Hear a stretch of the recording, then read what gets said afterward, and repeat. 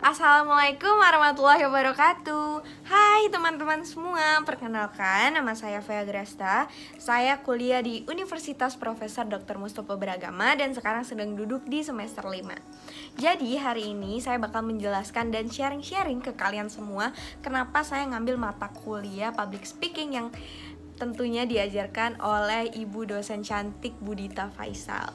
Baik, alasan saya ngambil mata kuliah public speaking diajarkan oleh ibu Budita Faisal ini karena memang saya adalah anak ilmu komunikasi dan saya harus mengerti bagaimana tata cara berkomunikasi di depan orang banyak, di depan publik, bahkan di depan kamera.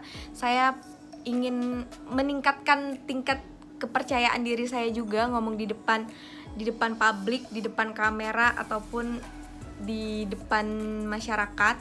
Jadi saya pengen belajar lebih dalam lagi bagaimana bisa tenang, kalem ketika kita lagi speak gitu. Tapi sebelum itu saya juga mengikuti salah satu kegiatan di kampus yaitu Mustopo Radio. Di situ kita bisa jadi announcer, di mana saya merasa skill saya yang sering ngomong ini bisa digunakan dengan baik ketika saya menjadi announcer yang memberikan informasi kepada orang lain. Tapi di radio ini saya kan penyiar dan saya di belakang kamera maupun di belakang orang lain karena saya sendiri di dalam studio.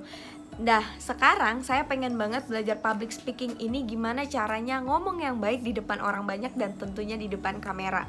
Jadi itu tujuan saya karena saya juga memang pengen kerja di bidang public speaking ini juga. Maksudnya bekerja yang mengharuskan public speaking saya bagus dan dituntut public speakingnya memang harus bisa gitu.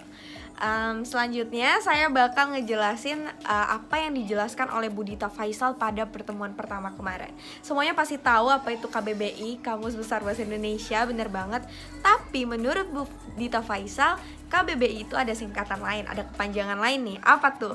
Kalau bicara butuh ilmu, pasti semuanya setuju banget karena ketika kita bicara, kita ngomong sama orang, kita gak punya ilmu ataupun gak punya pengetahuan, bisa terjadi miskomunikasi. Miskomunikasi itu apa sih? Ketika seseorang atau komunikatornya menyampaikan sesuatu pesan kepada komunikan, tetapi komunikan tidak mengerti apa yang dimaksud oleh komunikator tersebut. Itu akan terjadi kesalahpahaman karena komunikator tidak mengetahui secara dalam apa pesan yang benar-benar ingin disampaikan oleh komunikator itu kepada komunikannya. Jadi menurut saya setuju banget sama Budita karena memang kita ngomong butuh ilmu gitu. Oke, sekarang aku bakal ngejelasin apa itu public speaking. Public speaking itu adalah seni di mana berbicara di depan orang banyak. Nah, menurut aku nih, kita duduk dulu ya. Menurut aku, bicara di depan orang banyak itu bukan hanya ketika kita di depan orang banyak, ada publiknya kayak seminar gitu. Tapi dengan kita berbicara di depan kamera juga kita udah salah satu melakukan salah satu kegiatan public speaking.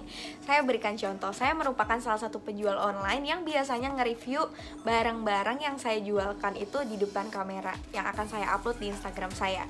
Nah, di situ ketika kita melakukan public speaking dengan benar, pembeli kita, customer kita akan tahu apa maksud dan tujuan kita. Informasi yang kita kasih tahu itu dapat apa enggak. Saya kasih contoh, ini merupakan 2 serum yang berbeda, satu buat mencerahkan dan satunya buat berjerawat. Ketika public speaking saya atau komunikasi saya benar dan sampai informasi yang ingin saya berikan kepada customer saya pasti tahu ketika dia berjerawat dia harus beli ini dan ketika dia ingin mencerahkan mukanya dia harus pakai yang ini.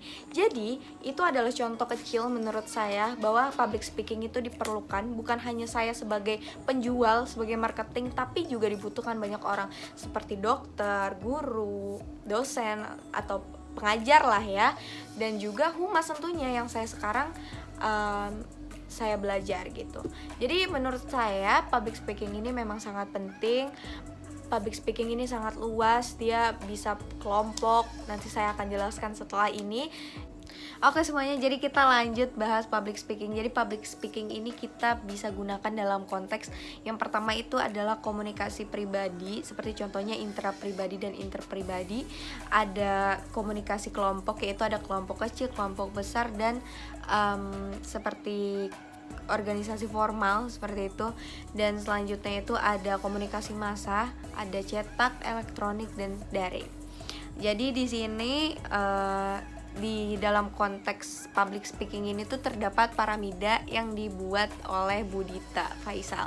Jadi Budita ini bikin yang paling atas itu komunikasi pribadi, yang kedua ada komunikasi kelompok, yang ketiga ada komunikasi organisasi, dan yang terakhir itu ada ada komunikasi massa.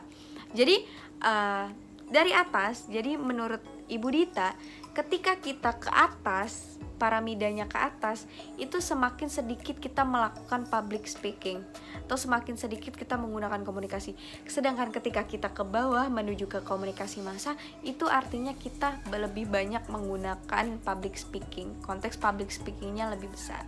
Seperti itu teman-teman. Jadi penjelasan saya sampai sini saja. Terima kasih banyak.